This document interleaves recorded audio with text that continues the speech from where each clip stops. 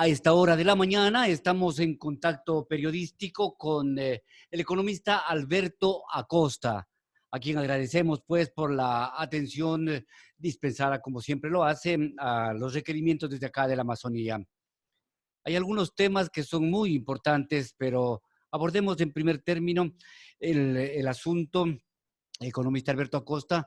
En primer término digo, abordemos el tema de la precarización laboral que implica las medidas económicas dictaminadas por el gobierno. Y bueno, pues cómo interpretar también la movilización social que se ha producido en las últimas horas. La Amazonía os escucha. Buenos días. Muy buenos días. Para mí es un gusto poder compartir en esta ocasión no solo el audio, sino también el video con Salomón y espero que con muchas personas en la Amazonía ecuatoriana. El día de ayer, luego del informe a la nación, que yo le podría llamar el informe del casero Lazo, la población, en gran parte, se movilizó y expresó su insatisfacción por lo que está sucediendo en el país. Ese cacerolazo que se vivió el día domingo tuvo una continuidad el día lunes y entiendo yo que va a continuar en los próximos días, semanas y quizás meses. Como que octubre está cayendo en mayo y junio. Nuevamente van a comenzar las protestas y los reclamos, por demás justificados ante la omisión y la acción equivocada del presidente Moreno y su gobierno. Yo diría que esto es el punto fundamental. Y claro, entre los muchos aspectos que habría como destacar, no solo del informe del presidente Moreno, sino de las leyes aprobadas en la Asamblea y de las disposiciones gubernamentales, hay aquello que tiene que ver con la precarización de las relaciones laborales. Ahí hay dos entradas que están afectando tanto a trabajadores del sector privado como a trabajadores del sector público. Sin ningún criterio de solidaridad, se establece que el peso, el grueso del esfuerzo tienen que hacer los trabajadores y las trabajadoras. En el sector privado se reduce, o mejor dicho, se abre la puerta a lo que se llama estos arreglos, estos acuerdos privados entre empresarios y el sector de trabajadores y de trabajadoras. Y conocemos por la experiencia que a la postre se van a imponer quienes tienen el poder. Y eso es algo que va a beneficiar a los empresarios. Esto hace realidad un pedido que venía siendo formulado desde mucho tiempo atrás, desde el mundo del empresariado, las grandes cámaras de la producción y sus voceros, sus intermediarios venían sosteniendo el discurso de que Ecuador no puede competir en el mercado mundial por el costo del dinero, es decir, los salarios eran muy elevados. Y entonces había que establecer un mecanismo para hacer más flexible y más barato la relación de trabajo y capital. Y entonces, aprovechándose de esta realidad tan dura, tan complicada de la cuarentena provocada por la pandemia del coronavirus, el presidente Moreno opta por esta medida y complementa con un golpe muy duro a los servidores públicos, con algunas excepciones, como es el caso de quienes trabajan en la salud y de quienes están en las fuerza pública en general, se reduciría en 2 horas la jornada laboral en el sector público. Esto con una reducción además del ingreso de un 16%. Me olvidé de anotar algo, Salomón, que es muy importante. Esta negociación de empleadores y capitalistas, de trabajadores y capitalistas, de empresarios, para establecer unas nuevas relaciones laborales pueden conducir, por ejemplo, a una reducción de la jornada de trabajo de casi de un 50%, con la consiguiente reducción también de los ingresos de los trabajadores y de las trabajadoras. Entonces, ¿qué es lo que se hace? Cargar el peso de la crisis a los sectores laborales, porque además va a haber una enorme flexibilización. Este escenario, entonces, va a provocar una serie de complicaciones de diversa índole. Primero, la frustración para muchas personas que van a ver cómo se disminuyen sus ingresos y sus posibilidades de satisfacer las necesidades de sus familias. Sin lugar a dudas, un golpe muy duro, incluso de corte psicológico. En segundo lugar, esto tiene una grave afectación sobre la misma economía, porque va a disminuir la capacidad de compra. lo que los economistas llamamos la demanda agregada, la sumatoria de consumos de cada uno de los individuos de una economía que hace la demanda global, la demanda agregada. Esta se va a disminuir, entonces va a haber menos recursos.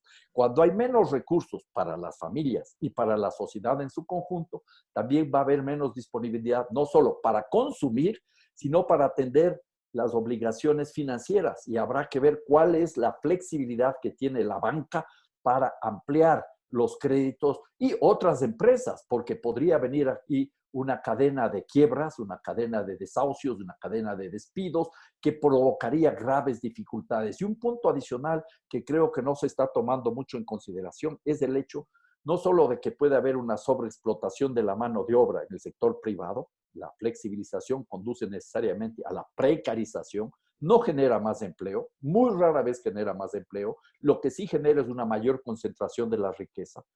Por eso se puede decir que los empleadores, los empresarios van a poder resolver los problemas gracias a la sobreexplotación de la mano de obra. En el sector público, Salomón, y esto hay que tener en consideración, se va a reducir técnicamente, oficialmente, la jornada a 6 horas y se les va a reducir el salario en un 16%. Pero bien sabemos que ya desde hace algún tiempo atrás a muchos servidores públicos no se les paga las horas extras, o sea que terminarán trabajando las 8 horas, pero ganando por 6 horas y quién sabe si se les exija más. Y como hay un tema que afecta a trabajadores del sector público y trabajadores del sector privado, es el hecho de que el miedo les va a hacer aceptar este tipo de situaciones. Es una medida realmente perversa, es una medida que realmente indigna, porque se pudo haber buscado con ideas creativas, algo que signifique en primer lugar la solidaridad. Quien más gana, quien más tiene, debe contribuir más a resolver los problemas. Pero eso es precisamente lo que no se ha advertido de parte del régimen, ¿no? Un atisbo de solidaridad. Es que le escuchamos, por ejemplo, a María Paula Roma esta víspera decir que ella está preocupadísima por las manifestaciones, porque eso puede proliferar más aún el contagio del coronavirus, pero no está preocupada por la situación de los trabajadores.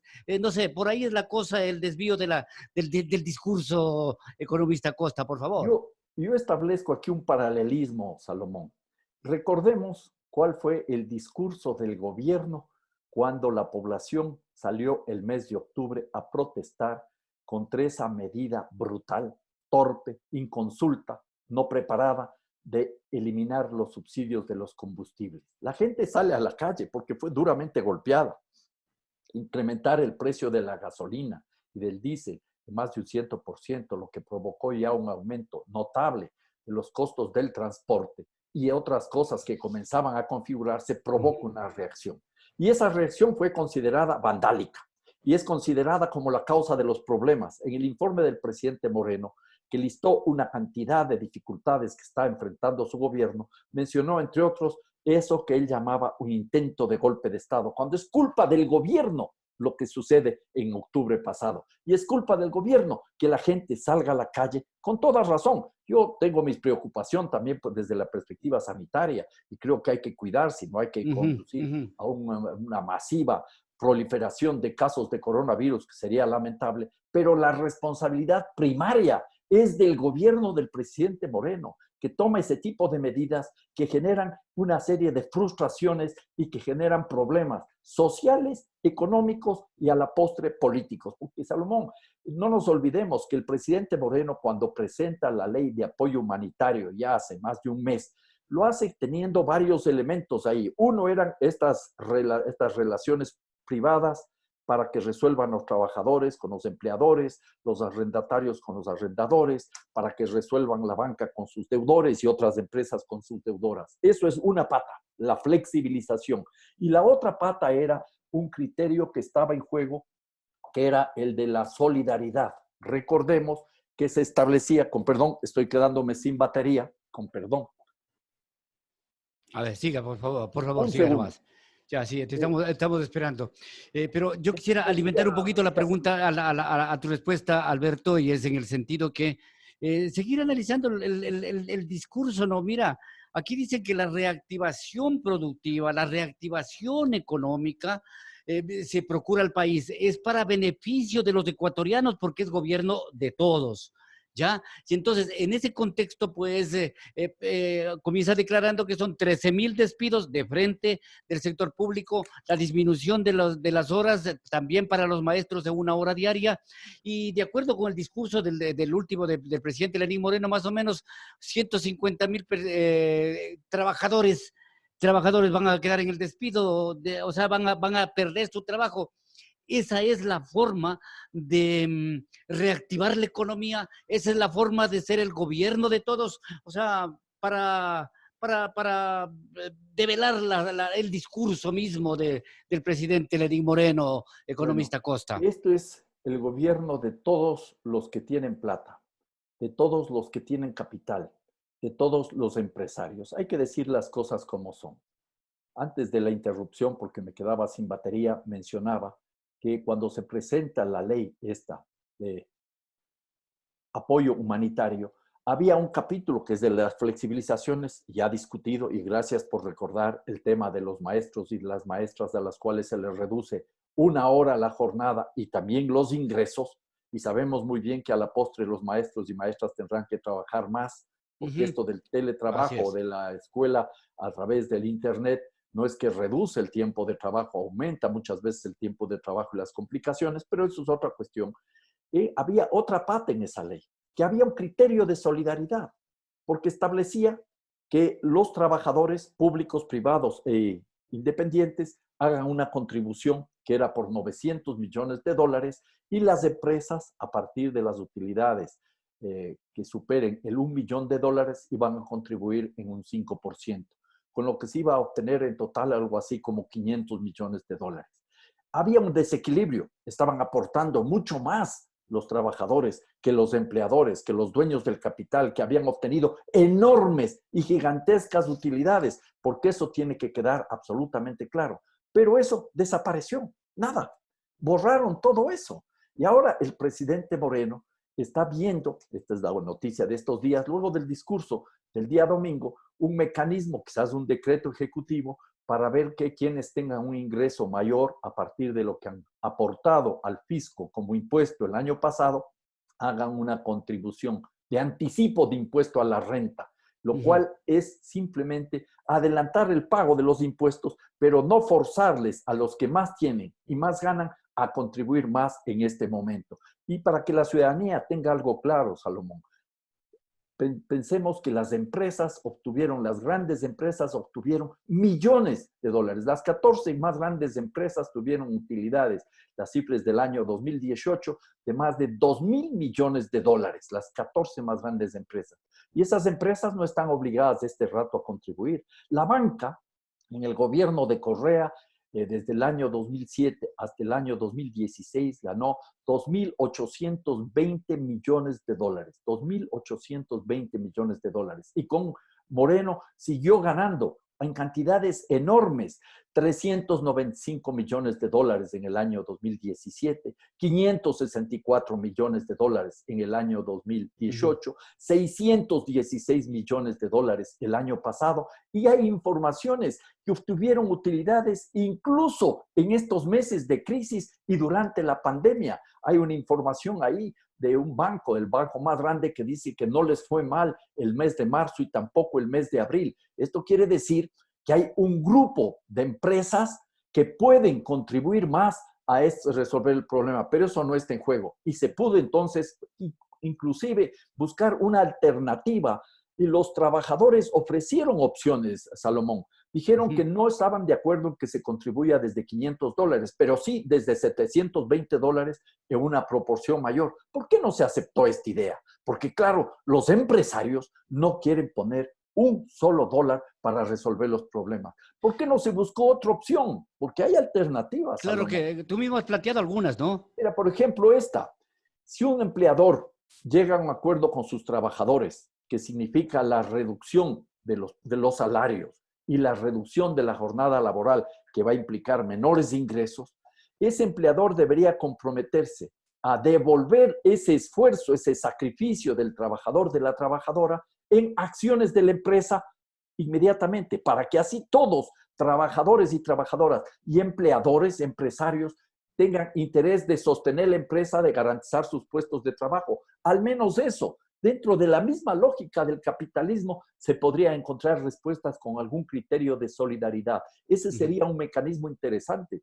Y por supuesto, a la banca se le pudo haber forzado de alguna manera a que asuma los compromisos que tienen que realizar o que van a tener que asumir, valga la redundancia, las grandes empresas y tienen que hacer contribuciones al Estado. Por ejemplo, una empresa que tenga que pagar 10 millones de dólares y que no puede desembolsar los 10 millones de dólares. Estoy poniendo un ejemplo hipotético, tanto no va a pagar ninguna empresa. Pero para hacerle fácil, 10 millones de dólares o 1 millón de dólares y no tiene la plata.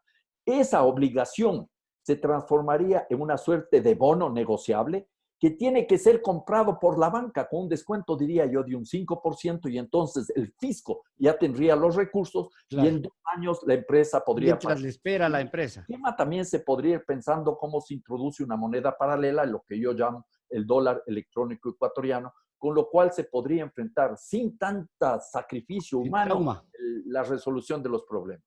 Ajá.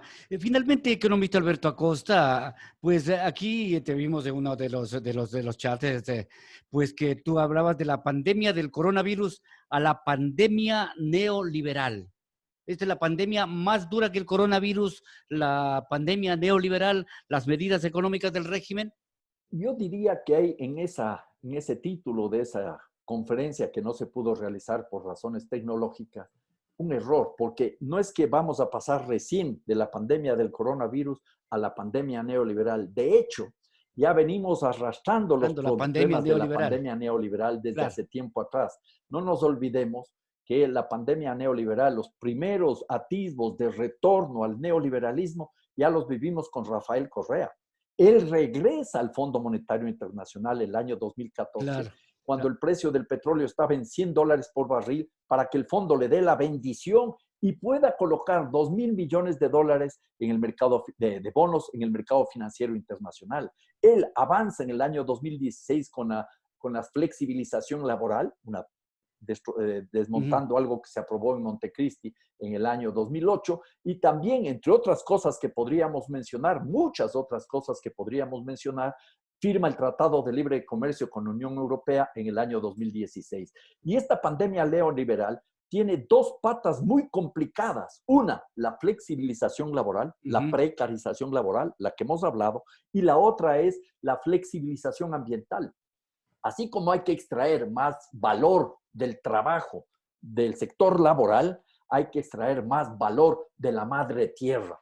Y entonces se avanza peligrosa, irresponsablemente con el tema de la megaminería. Esto también tiene que quedar absolutamente claro, Salomón, porque en paralelo hay varios procesos, y estamos viendo cómo este manejo del extractivismo ocasiona severas dificultades. Justamente el día de hoy esperamos que se realice la audiencia planteada por distintos pobladores de la zona del oleoducto, de los oleoductos, que se destruyó hace poco más de un mes. Se postergó esa audiencia, y está afectando la vida de más de 120,000 personas. Así es. Se postergó esa audiencia justamente que era de realizarse la semana próxima pasada.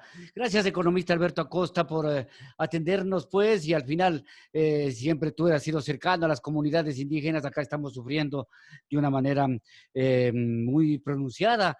Ya en las comunidades indígenas incluso hay más contagiados que en la propia, digamos, la sociedad, los citadinos de acá ya, en la provincia de Pastaza, por ejemplo, y eso es hartísimo preocupante, economista Alberto Acosta, ya Salomón, al despedirnos. Muchas gracias por atendernos en este día. Gracias, Salomón. Un saludo fraterno a todas las personas que nos han escuchado, a todas las personas que nos han visto.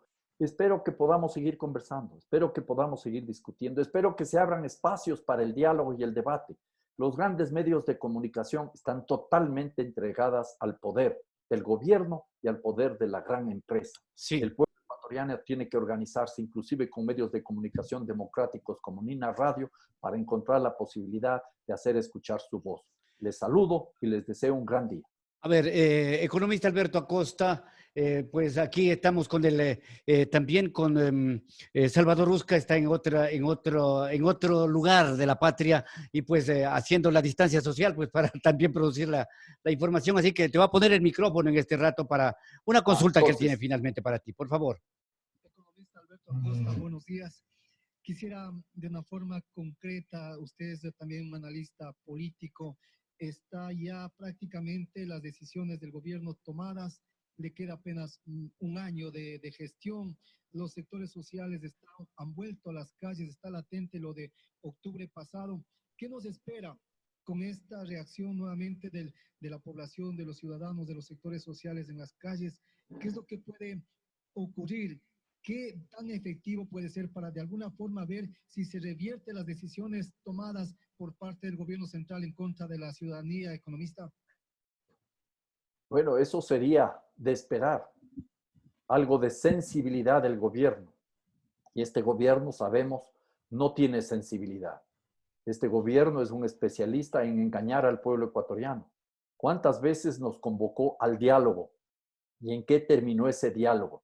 Ojalá ahora entienda que la situación es muy compleja y muy difícil y que hay alternativas. Ojalá revierta las medidas y termine la gestión ya, es poco menos ya de un año lo que le queda, sin generar más incertidumbre. Lo que sí queda absolutamente claro es que este momento es el momento del pueblo ecuatoriano. Tiene que expresarse de una u otra manera. Yo no puedo aquí decir que hay que salir irresponsablemente a las calles, hay que salir protegidos y hay que protestar. Y ojalá el gobierno entienda que cualquier rebrote de la pandemia es responsabilidad de sus políticas económicas irresponsables, tomadas sin considerar un criterio mínimo de solidaridad.